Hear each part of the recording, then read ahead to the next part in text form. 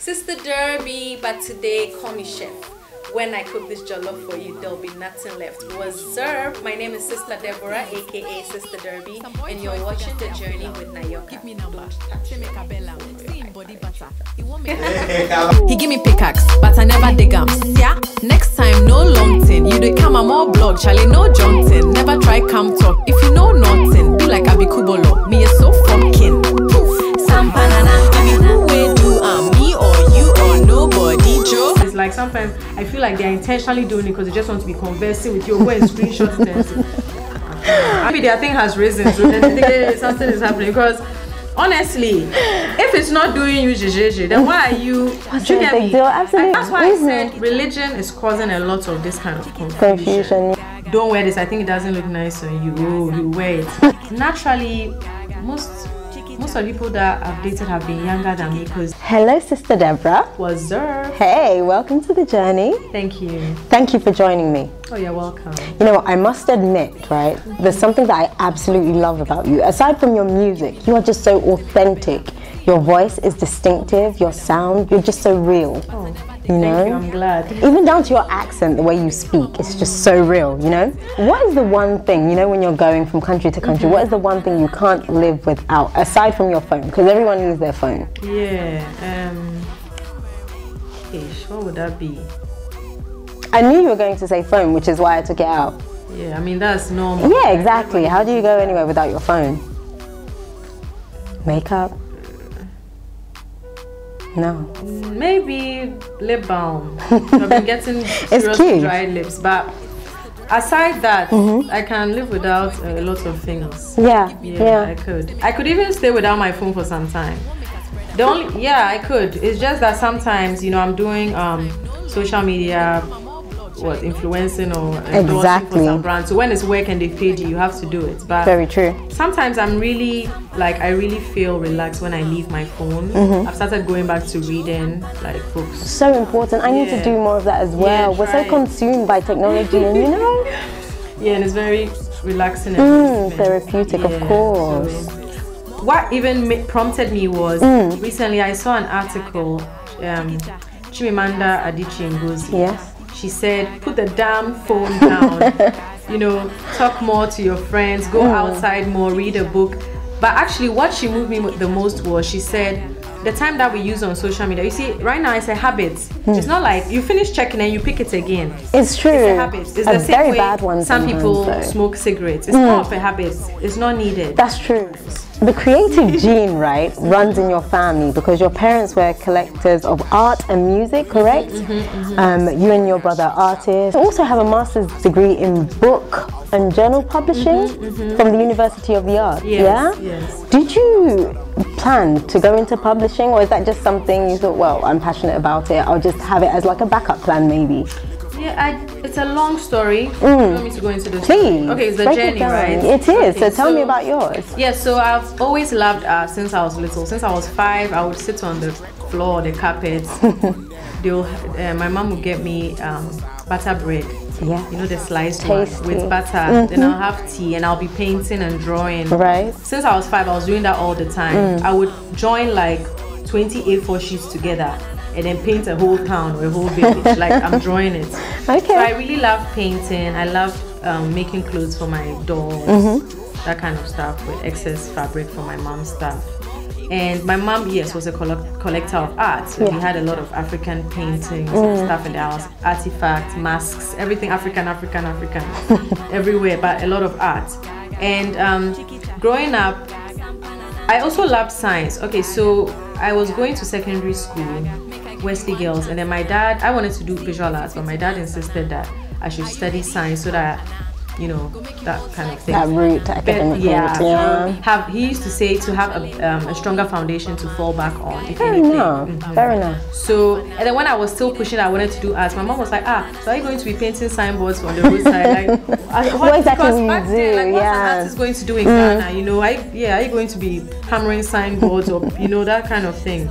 So I did science, but at Wesley Girls High School, even though I was a science student, I was doing all the posters for entertainment. All the 3 years I was there, I was physically, like, manually doing all the school posters. Yeah, so I loved art and so much that I founded the art club of Wesley Girls High School. So after that, the course that I got, you know, in Ghana, looking at, like, depending on your grades, they would put you into the university. They would choose the university for you. I got Legon and I got nutrition, something, nutritional science or something like that. Wow, okay. And it wasn't a bad thing, but you needed very good chemistry, and I wasn't good in chemistry. I didn't like chemistry, so I chose to go to KNUST because they had an arts department, and then I wanted to go and do visual arts. So what happened was they said I couldn't do pure arts because I didn't have a pure arts background, but what I could do was publishing because it was a combination of science and art. That is how I ended up doing publishing. I see. A couple of years ago, you were photographed by a friend who wanted to write a book on boudoir photography. Now that there was a big backlash, a lot of negative comments. One guy wrote, "Why would you support an artist who wants to go nude in a morally conservative country?" Right? Now, I saw nothing wrong with your photos. You have an amazing figure, one, and to an extent you were quite modest because you didn't reveal any of your assets. You know, you were lying on the bed, or you were facing, your back was facing us. We couldn't see much. And then fast forward a couple of years, you have Kim Kardashian breaking the internet, going naked for Paper Magazine. You have Amber Rose going naked, revealing her assets in the name of feminism and positive body image. And I thought to myself, how is it that the same people who are probably verbally attacking you would probably praise these women and say, "Oh my gosh, look how amazing they look at their bodies"? How is it that we can change this in Africa? Let's start with Ghana. How do we allow people to embrace what they embrace with the Western world, with women still being nude? You know, I don't think it should be that much of a big deal. It's quite deep and far where this is coming from. So traditionally and culturally, I mean, original culture, are people, if you look at old pictures, even you can find them on the internet, of, let's say, the Fanties. Their breasts were out. Exactly, they're topless. There you go. So, you know, the West back then, when the Europeans came to colonize us and things and brought in religion, all this made us delusional and confused us. So now, something that they brought and we accepted, now we are confused, we are not accepting, we are saying it's from them. However, we are taking religion from them, we are taking fashion from them, but we are, so it's just confusion. At the end of the day, each person should look at inside themselves or themselves. If you can't do good, don't do bad. Why is it like, why do we see it as negative? Because when we are going to shower, we are naked, we go and shower. I'm not saying people should go out there and be revealing themselves, but you have to look at, maybe, I don't know, it depends on, everyone is different, but we just have this mentality of seeing things that are natural bad, and I feel like it comes from religion. Fair enough. That's fair to say, I think. I feel it comes from that, because when we study religion, we are always condemning something. Something is better, someone is better, comparing.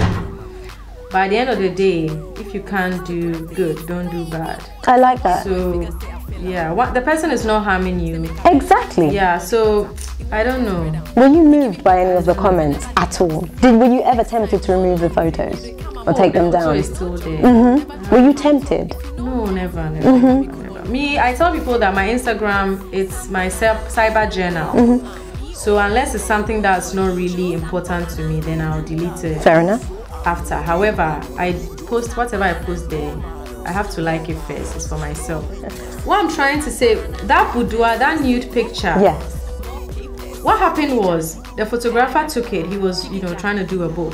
He does boudoir photography, which is at that time wasn't that common in Ghana. So that was his niche. Now, he posted it on his page, and as a photographer, he has people who understand photography and enjoy it following him. So all his comments were positive. Oh, the lighting, this is very tasteful, the angle, all those, Most about your body. Terms. This is the thing. There was nothing. They were just saying the picture was beautiful, blah, blah, blah. So then someone picked it from his page and tweeted it, one guy. I see. But he was excited about it. He tweeted positive stuff, and I'm like, oh, you know what? The boys are really liking the picture, and Anfo, the photographer, has already posted it, and I need to push my new song still. So let me also just post it. Yeah. So that's how it came about. It's not like it leaked off. Some people thought it leaked. But it was on your page. It was a it photo wasn't hacked. shoot. Yeah. Yeah. So I just left it there. I wasn't really bothered about the Jesus coming thing. I feel like when people see it and say Jesus coming, maybe their thing has risen, so then they think hey, something is happening. Because honestly, if it's not doing you jejeje, then why are you? What's the big deal? Absolutely. I feel like, especially guys, correct me if I'm wrong. But when you see pictures of women that are nude, I mean, not necessarily vulgar. If you get angry, that means because it's doing something within you, right? Of course, yeah. The devil and want Jesus to come and hold. But why would that be the case? Do you understand? Yeah, because crazy. why are you angry, Nayoka, right? Why would you be angry? Because isn't that what guys are supposed to like? Oh, of course. That's why I said religion is causing a lot of this kind of confusion. Yeah. Do you get what I'm saying? Yeah. Because it's nice. You just appreciate the beauty of the photograph. Yeah. But why are you getting angry? Because yes, there's a reaction. Yes. Probably. Fair enough. You know, in this modern era, it seems as though the recipe for success for female artists, right, isn't just a beautiful voice anymore. Artists, female artists in particular, are wearing less clothes when they perform. They're stripping down at any given opportunity. Do you think that there is still a place in the music industry for women who just want to show their talent? Say, for example, can an artist come out nowadays and wear a maxi dress and say, you know, I can be successful without having to reveal as much flesh as everyone else? I actually think there is. Okay. I actually think so. Because, fine, even though I put that one nude picture out, if you look at my stage performances and stuff, I'm not revealing. No, you're always covered up, actually. So, yeah, because I just want to be comfortable. And my style of music is not like raunchy or anything like that. Yeah, I mean, Beyonce is quite revealing, but she's not raunchy. But I'm not that kind of diva, fierce, with the heels and all that. I want to be comfortable. It's not your thing. Comfort is key, you know, it comes first. So my styling is different, but I feel there's still places for people with powerful voices. I feel like the world is accepting and appreciating that now. Let's get personal. Okay. You were dating Medikal. You know, to most African women in particular, like my mum is always like, you know, a woman can't be older than a man, you know, you lose respect, or you don't respect the man as much, or the man might not respect the woman as much, and he might be too honestly, immature. I don't think it's about respect. Is it not? I understand where the women are coming from. You see, if I don't. I can't, do you know the problems? It's our culture. The problem is, you see, if you are with a man who has cheated on you before, or is going to be cheating on you, the women are worried that the man is going to go for a younger woman. That's usually the case, exactly. But if you are with a correct person, when I say correct, it wasn't any force. It wasn't because of maybe someone's parents has money that they force you to be together, or oh, you are getting old, you have to be together. You see, you have to be friends. You have to be you have to benefit mutually. Definitely. You have to be supportive of each other. I tell people from my many past experiences dating. My mom always used to tell me, not about relationships, but she used to tell me that Oprah Winfrey said, if there's a doubt, it's a no. And now, makes sense. I mean, I always knew that, but you know, when you're in a relationship and you are blinded by lust, you know, whatever, you can't control it, you know, till it's over. Then you're like, okay, thank God I got rid of that. How did I get in that? Yeah, but there shouldn't be a relationship where every day you are calculating, you are thinking, you are wondering, you are calling your friend, where is this, asking questions. No. It's not supposed to be like that. Honestly. I like that. Honestly, advice, and I've been through a lot of that. Like, it's not even bothering me, but now that I'm with Medikal, I've realized that so that thing that they say, oh, you have to work, married, you say work, you have to work. No, it's not. It mustn't really be like that. Why must you be struggling? It's very simple. Then stay on your own, sit by force. Do you get my point? No, it shouldn't be a struggle. You have to be cool with the person. Obviously, you have some little arguments, you know, but that's normal. It's like disagreeing with your friend, like, oh, I'm saying put a comma there, I say you don't need to put a comma there. I say, oh, put a comma there, then we'll go and check on Google. Those are the kind of arguments not a big deal. I have with Medikal. don't wear this, I think it doesn't look nice on you. Oh, you wear it, that kind of thing. But not hey, where is he calculating? Hey, where is he with? You shouldn't have that stress. When trust That's when the issue. wrinkles will start coming in. Yeah, you shouldn't have that. You shouldn't have that.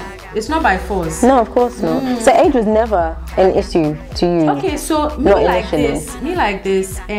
Naturally, most of the people that I've dated have been younger than me, because I mean they approach me. You're stunning. Why wouldn't they approach you?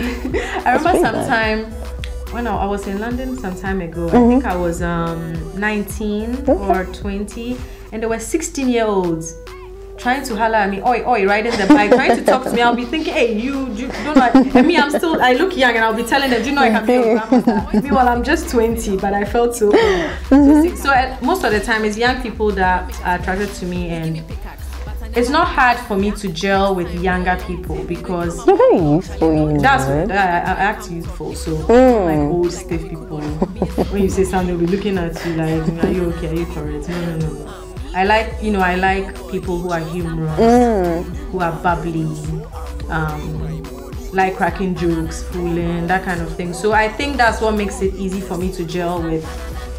For instance, Medikal. He always says to me that I always make him laugh, and he always says that I like fooling. I always make him laugh. So maybe that's one of the things. Reasons. But I don't think age should be a problem. As I said, you just have to be good friends. Everyone should understand each other. Yeah. Once you start calculating and thinking too much, it becomes a problem. You are worrying yourself. How did you both meet? How did we meet? We met on Twitter. Really? You had never met him in person before you started communicating on Twitter? No, I think we had been in a studio. Right. So let's say a room, it was a TV studio. Okay. But I didn't notice him. Yes, his label CEO, Chris Waddle, I knew him because we've been in the industry for a long time. So I only said hello to him. I knew he had brought a new artist there and they were promoting a video, but I never noticed him or took notice. Okay. I was just telling Chris Waddle, where's my blog, judging him for money, fooling. But no, I didn't notice he had come with someone. So that was it. And when I would go to the TV studio, the CEO would be like, hey, this guy, he's good, oh, this new guy. And I wasn't even bothered. I'm like, hey, what's going on? On the video, like gangster things. I'm like, hey, what's this? So no, I didn't notice him again. And then a video director spoke about him too. I'm like, okay, the video director. So it was just okay, an artist, music level. And then he tweeted at me. No, sorry, I insulted someone on Twitter. Okay, tell us more. I said Pasia or something, and then he came and retweeted and laughed and said, hey, you fool. I didn't know him. Okay. I had heard of him, but I didn't know him. So the way he was free with me and he found it funny, I'm like, I like this person. And I saw that he was following me. So I'm like, let me follow him back. Okay. So as soon as I followed him back, he wrote to me saying he wants me on a song of his. He wanted a collabo. After that, we did collabo. So that's how we met. That's the story. That's a really nice story. So you guys look so happy together, genuinely. Some people put on a front for Instagram, but you guys genuinely look really comfortable and happy with each other, That's good. And it's beautiful to see. Let's go through your songs, your discography. I want you to tell me which one of the songs you maybe wrote for fun, which one has a hidden meaning, and which one you have a personal connection to. That's if you do. So Ghana Jollof. So Ghana Jollof. Did you write that for fun? Do you have a personal connection to it? Oh, I have a story behind it. So what happened was Princess Vitara's song Nigerian had come out, the video had come out, and I hadn't seen it, but I was getting messages saying with a link saying, oh, you should respond to this, you should respond to this. And I don't know what I was doing, but I wasn't on my phone those days. I don't know what I was doing. And so one time I'm like, let me check this out.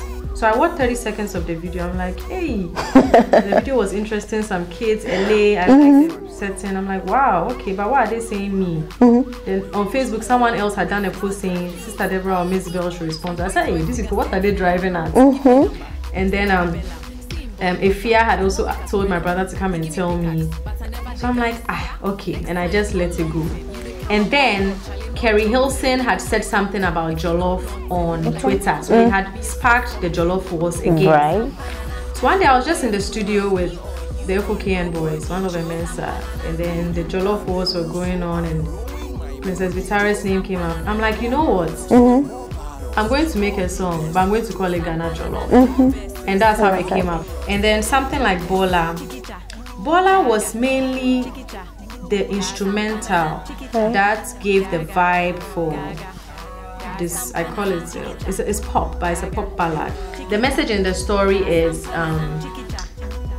basically, if someone, you know, dumps someone for you, you really need to think about it before going into a relationship with them, because, you know, betrayal is addictive. It can be addictive.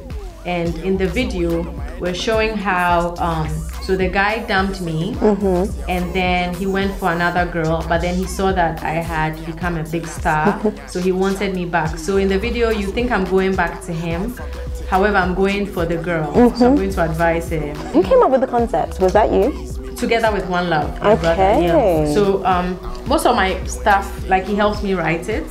So we just come up with the idea together, and then he arranges the music for me. Yeah, the production. Wow. Directs it, yes. He's incredibly talented, you know? Yeah. Okay, so what about Sampanana was it's Medikal's concept.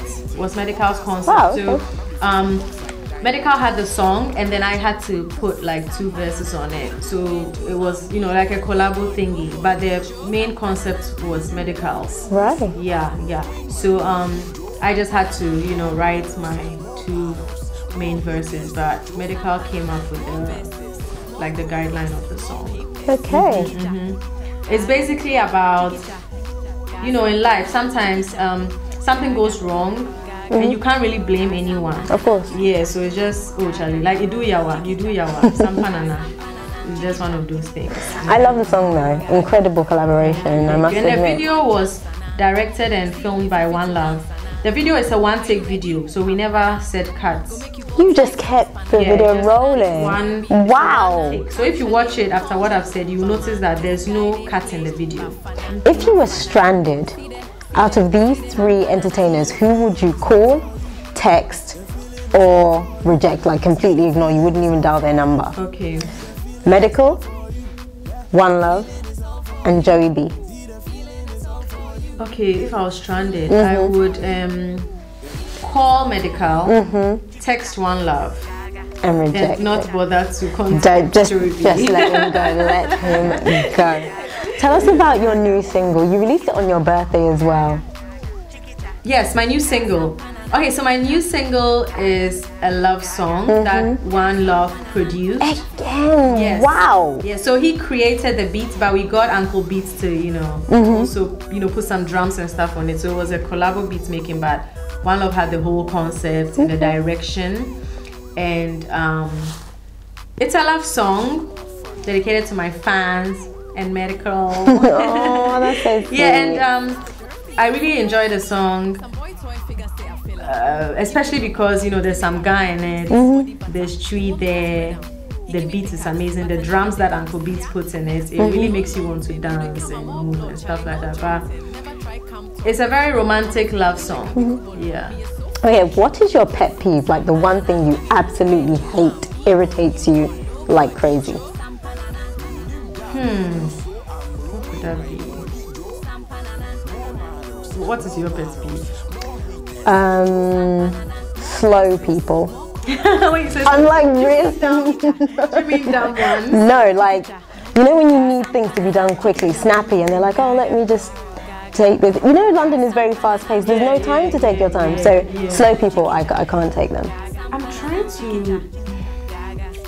There's like 5 of them. Choose one. Yeah. The most irritating thing. I don't. Well, the thing about me is I don't get so irritated. Like you need to really push me. I think I'm very tolerant and I'm very patient because I got that from my mom. My mom is someone who likes teaching. You ask her one question, she'll explain where the root of the genesis and right. So I got that, you know, that. So I like teaching and explaining. So even if someone disappointed me, and they'll be like, oh, are you angry? Are you mad? I'll be like, no. You see, next time you should do this, you do what? Why? Do you get me? I explain. That's a beautiful quality to have, though. Thank you. So, but let's say maybe little irritations. let's say you are giving me some information, but now you want to give it to me in 7 tiny bits. You could have presented it to me in 1 paragraph in WhatsApp. That's irritating. Hi. Like, okay, hello. Sup. I get that sometimes. Those things. I'm like, just go to the point. How? Get straight to it, right? If it was me, I'll say, hello, good evening. My name is Deborah. Hello, good evening, Nayoka. My name is Deborah. Yeah. I've been asked to, get this information from you. Is it straight to the point? You are not my uncle or my auntie. There's no need for a long. Or the high thing. one, ping, do you get me? It's irritating, yeah, definitely. The package there, not back and forth. It's like sometimes I feel like they're intentionally doing it because they just want to be conversing with you. Go and screenshot it and see. I'm very detailed. Yes. Sister Deborah, thank you so much for your time. I really enjoyed. Seriously, I love the conversation, the flow of it, your energy. I absolutely love it. For that reason, I have a gift for you. Yeah, so we're going to give you a gift. As a matter of fact, iPhone X. And you know what? I'm joking. I wanted to get you something else. You can take a peek. Take a peek if you want. Should I take it out? Yeah, you're welcome to. It's just for you. Hey, I'm gonna be popping. Please do. It's just for you. I think it was because he's hilarious, by the way. It is. Oh, thank you so much. You're absolutely welcome. Thank you so much for your time. I appreciate you.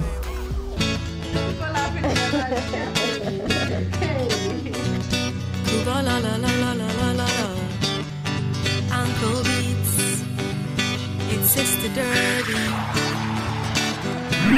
GhanaMotion.com. Why you dey fear? This will be horror film, oh my dear. But Jackson should have said it's all clear. You never ever shake us, I dey here. Us, I dey here, cause I dey care. Will do my best always to dey near. This bond, never ever